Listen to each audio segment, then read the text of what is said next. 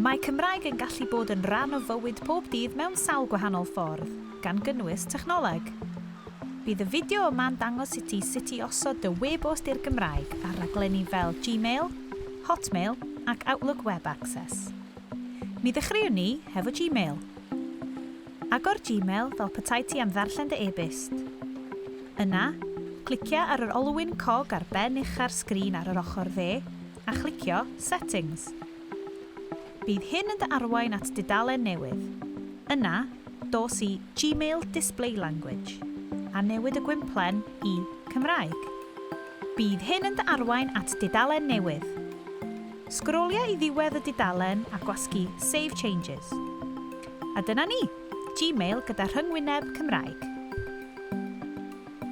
Nawr, mi smydwn ni mlaen at Outlook.com, arferyd ei alw yn Hotmail. Agor dy Outlook.com fel petai ti am ddarllen dy e-byst. Clicia ar yr olwyn cog ar ben ucha'r sgrin ar dde, sydd wrth ymyl dy enw defnyddiwr. Y cam nesaf fydd i glicio Options, mwyn dy arwain at dudalen newydd. O dan Customising Outlook, clicia ar Language gan ddewis Cymraeg o'r rhestr ieithoedd.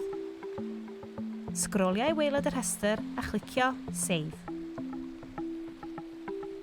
Ac yn olaf, sut i osod dy e-bost i'r Gymraeg ar raglenni Office 365 neu Outlook Web Access. Agor dy e-bost Office 365 neu Outlook Web Access fel dy fod am ddarllen dy e-byst. Yna dewis Options a chlicio See All Options. Bydd hyn yn dy arwain at dudalen newydd.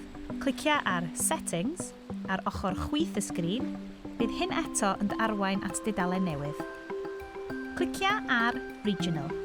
Yna, o dan Language, newidia'r gwymplen i Cymraeg, y Deyrnas Unedig. Yna, symud i waelod y dudalen a gwasgu Save. A dyna ti, wedi gosod dy e-bost i'r Gymraeg.